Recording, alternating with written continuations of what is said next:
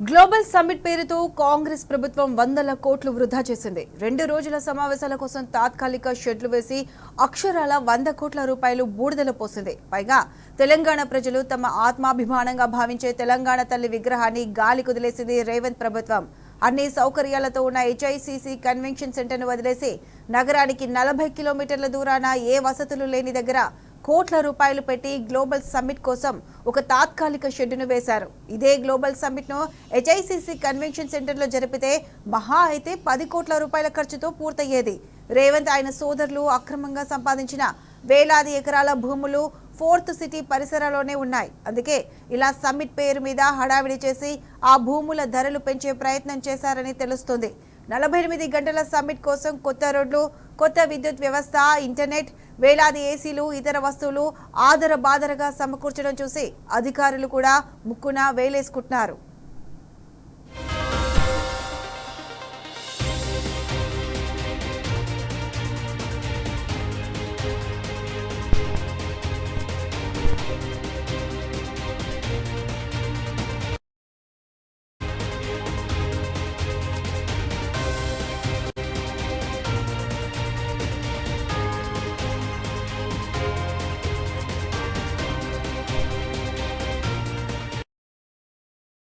అంశానికి సంబంధించి పూర్తి అప్డేట్స్ మా ప్రతినిధి మహేష్ అందిస్తారు. మహేష్, చెప్పండి.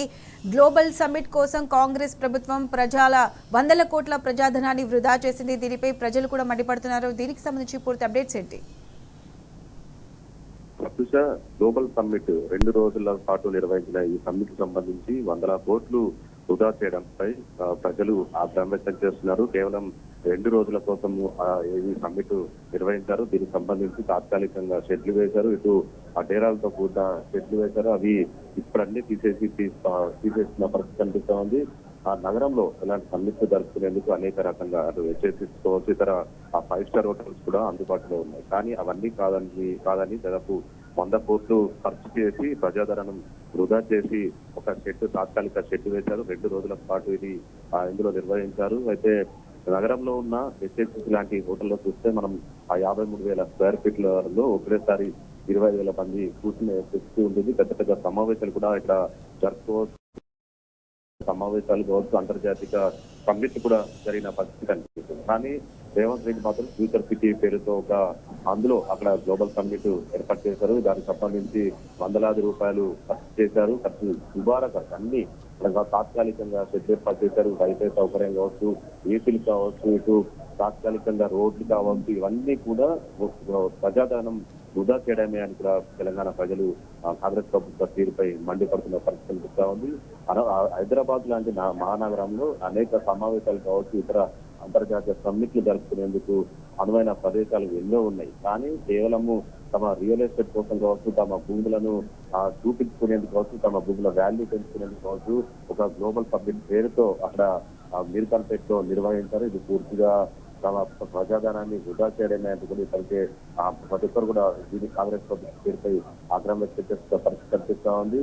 100 ఎకరాల్లో ఇది ఒక తాత్కాలిక షెడ్ వేశారు. 2 రోజుల పాటు నిర్వహించుకునే సమావేశానికి ఈ 100 కోట్లు ఖర్చు చేయడం ఏంటి, దీని వెనుక ఉన్న ఆంతర్యం ఏంటి అని కూడా తెలంగాణ వాదులు మండిపడుతున్న పరిస్థితి కనిపిస్తా ఉంది. కేవలము తమ సొంత ప్రయోజనాల కోసమే ఇక్కడ ఫ్యూచర్ సిటీ పేరుతో అక్కడ ఈ సమ్మిట్ ఏర్పాటు చేసేదానికి కూడా అటు రైతులు కావచ్చు, అక్కడ రైతులు కూడా మండిపడుతున్న పరిస్థితి కనిపిస్తా ఉంది. ఇక ఫార్మాసిటీకి సంబంధించి కూడా అటు ఫార్మాసిటీ రద్దు చేస్తున్నామని చెప్పడం కావచ్చు, రద్దు చేస్తాం అధికారుల కోసం రద్దు చేస్తామని చెప్పడం కావచ్చు, తీరా అదే ప్లేస్ లో ఇప్పుడు ఫ్యూచర్ సిటీ నిర్మిస్తామని చెప్పడం కూడా అక్కడ రైతులు కూడా ఆగ్రహం వ్యక్తం చేస్తున్న పరిస్థితి కనిపిస్తా ఉంది. 2 రోజుల పాటు జరిగిన సమ్మిట్ లో ఇటు కోట్లాది రూపాయల పెట్టుబడులు వచ్చాయని చెప్పారు. కానీ ఇంతవరకు దానికి సంబంధించిన డీటెయిల్స్ అయితే క్లారిటీ లేదు.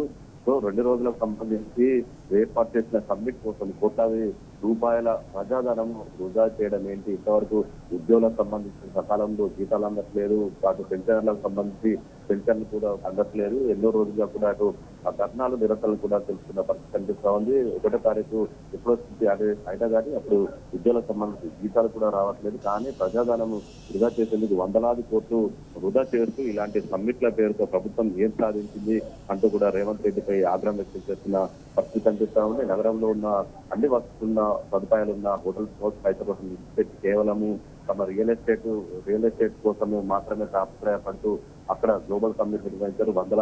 కోట్లాది రూపాయలు కూడా వృధాగా ఖర్చు చేశారని కూడా రాష్ట్ర ప్రజలు మండిపడుతున్న పరిస్థితి నెలకొంది. Right Mahesh, thanks for the updates.